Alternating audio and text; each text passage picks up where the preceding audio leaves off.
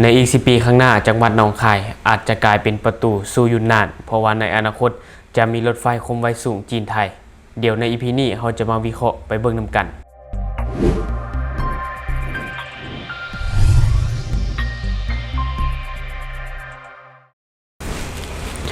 สบายดีท่านผู้ชมกลับมาพบกับช่อง Talk The New และในมื้อนี้เองเราจะมาวิเคราะห์เบิ่งว่าในอนาคตจังหวัดหนองคายประเทศไทยจะกลายเป็นประตูสู่ยุนนานหรือบ่เพราะว่าในอนาคตจะมีการก่อสร้างรถไฟลาวจีนที่มาเชื่อมลาวและก็เชื่อมจีนในอนาคตเนาะก็ถือว่าเป็นเรื่องที่ดีแน่นอนแหละการที่มีรถไฟเชื่อมลาวเชื่อมจีนก็จะมีผลดีหลายอย่างต่อประเทศไทยและก็ต่อจังหวัดหนองคายและใน EP นี้เราจะมาวิเคราะห์เบิ่งโอกาสและก็ความท้าทายที่จังหวัดหนองคายจะเจอในอนาคตเนาะว่ามันจะมีอย่างแน่หลังจากที่มีการเชื่อมรถไฟลาวจีนแต่ในตัวนี้เนาะเราจะเอาข้อมูลมาจากเพจของอีสานเดี๋ยวเราจะเอามาฝากท่านผู้ชมว่าจะเป็นอะไรแต่ก่อนอื่นทำมาทำผมรู้จักกับจังหวัดหนองคายก่อนเนาะก็คือจังหวัดหนองคายเป็นจังหวัดภาคอีสานตอนบนที่มีสภาพภูมิประเทศเป็นเอกลักษณ์ก็คือมีความยาวตามแม่น้ำโขงยาวอยู่ที่ 210.6 กิโลเมตรมีอาณาเขตติดกับประเทศลาวก็คือแขวงเวียงจันทน์นครหลวงเวียงจันทน์และแขวงบุรีคำไซซึ่งมีจุดผ่านแดน3 จุดนำกันก็คือ1เลยด้านพรมแดนสะพานมิตรภาพไทยลาวแห่งที่1 2ด้านพรมแดนท่าเรือหนองคาย3ด้านต้นโคนเข้าเมืองณสถานีรถไฟหนองคายนอกจากนั้นก็ยังมีจุดผ่อนปลนทางการค้าอีก4แห่งโดยเหตุผลนี้เนาะเลยเฮ็ดให้จังหวัดหนองคายเป็นจังหวัดที่มีความโดดเด่นทางด้านการค้าเป็นอย่างดีและวันนี้เนาะเราลองมาตั้งคำถามบ้างว่าเป็นอย่างจังหวัดหนองคายจึงมีโอกาสเติบโตได้ในระยะยาวก็คือมันเป็นแบบนี้เนาะปัจจัยที่เฮ็ดให้หนองคายน่าดึงดูดที่จะลงทุนคือการที่ในอนาคตหนองคายกำลังจะมีรถไฟคมไวสูงกรุงเทพหนองคายโดยปัจจุบันอยู่ระหว่างการก่อสร้างในระยะที่1กรุงเทพหานครราชสีมาและเพิ่งมีการอนุมัติจากครม.ในการเริ่มโครงการระยะที่2นครราชสีมาหาหนองคายรวมระยะทางทั้ง2โครงการอยู่ที่ 606.17 กิโลเมตรถึงแม้ว่าการก่อสร้างระยะที่1จะมีความล่าช้าแต่คาดว่าโครงการรถไฟฟ้าคมไวสูงนี้จะสำเร็จภายในปี 2575 หรือก็คือในอีก 7-8 ปีข้างหน้ามันบอกและรถไฟกรุงเทพหนองคายถือว่ามีความพิเศษและก็มีความสำคัญต่อกับประเทศไทยอย่างยิ่งเนื่องจากเป็นโครงการร่วมมือระหว่างรัฐบาลแห่งราชอาณาจักรไทยและรัฐบาลแห่งสาธารณรัฐประชาชนจีนซึ่งเส้นทางรถไฟคมไวสูงของไทยจะสามารถเชื่อมต่อกับเส้นทางรถไฟลาวจีนที่ได้เปิดให้บริการไปแล้วในปี 2564 มีสถานีต้นทางปลายทางคือสถานีคุนหมิ่งไต้ของจีนและสถานีนครหลวงเวียงจันทน์สปป.ลาวก็คือทั้งหมดมี32สถานีและวันนี้เราลงมาเปรียบเทียบเบิ่งการเดินทางจากหนองคายไปกรุงเทพด้วยรถแล้วก็ด้วยยนต์โดยเครื่องบินนะแล้วก็ด้วยรถไฟว่ามันจะใช้เวลาจักชั่วโมงแน่นอนคนไทยอาจจะฮู้ดีแต่ว่าเราจะเก็บข้อมูลตัวนี้มาฝากท่านผู้ชมเลยก็คือถ้าว่าเราเดินทางโดยรถยนต์จะใช้เวลาประมาณ8ชั่วโมงเศษๆเนาะแล้วต่อมาถ้าว่าเราเดินทางด้วยเครื่องบินก็คือเราจะไปขึ้นเครื่องบินอยู่ท่าอากาศยานอุดรธานีเนาะมันก็จะใช้เวลาประมาณ3ชั่วโมงเศษๆก็คือรวมทั้งเราอยู่หนองคายไปอุดรแล้วรวมกันแล้วอยู่ที่3ชั่วโมงเศษๆและบัดนี้เรามาเบิ่งทางว่าเดินทางโดยรถไฟมันก็จะใช้เวลา3ชั่วโมงเศษๆเราเปรียบเทียบเบิ่งแล้วเท่ากับเราขึ้นเครื่องบินเลยอันนี้คือสิ่งที่มันจะเกิดขึ้นหากว่ามีรถไฟไทยจีนมีรถไฟคมไวสูงนะมันจะเท่ากับเครื่องบินเลยเพราะว่า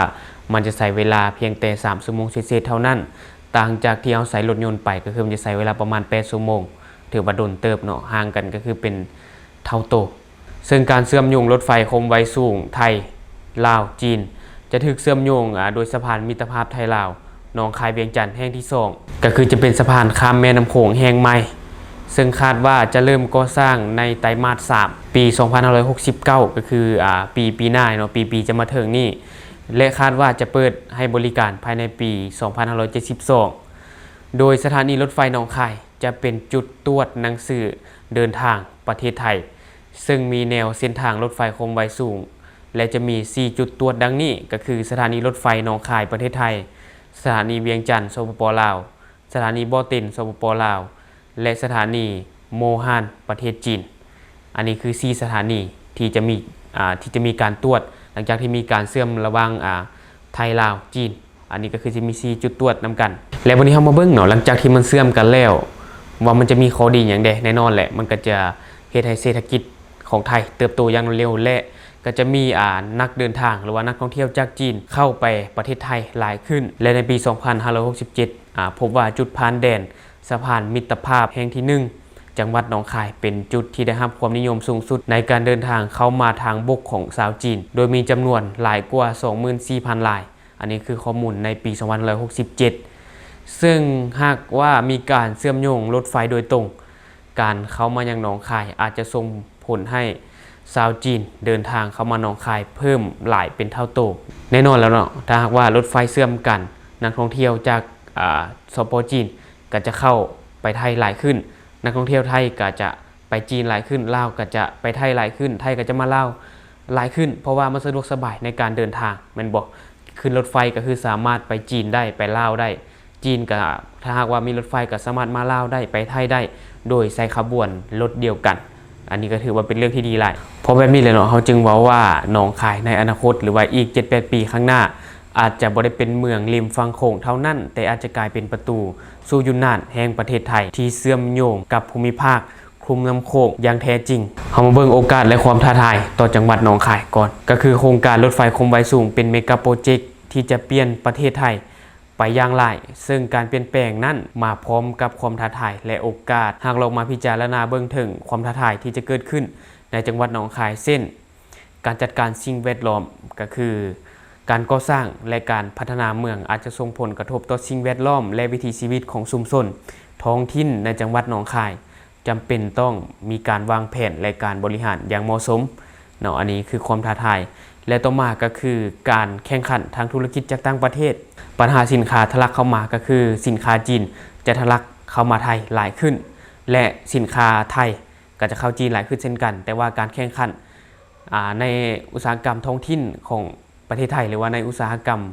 น้อยๆนะในธุรกิจ SME อย่างต่างๆอาจจะได้รับผลกระทบจากสินค้าจีนก็คือจะเกิดการแข่งขันตลาดหลายขึ้นซึ่งถ้าหากว่ามันเกิดการค้าเสรีในอนาคตอาจจะนำไปสู่การแข่งขันที่สูงขึ้นสำหรับธุรกิจท้องถิ่นจำเป็นต้องมีการพัฒนาและการปรับตัวเพื่อความอยู่รอดอันนี้ความท้าทายในอนาคตที่ในจังหวัดหนองคายหรือว่าในประเทศไทย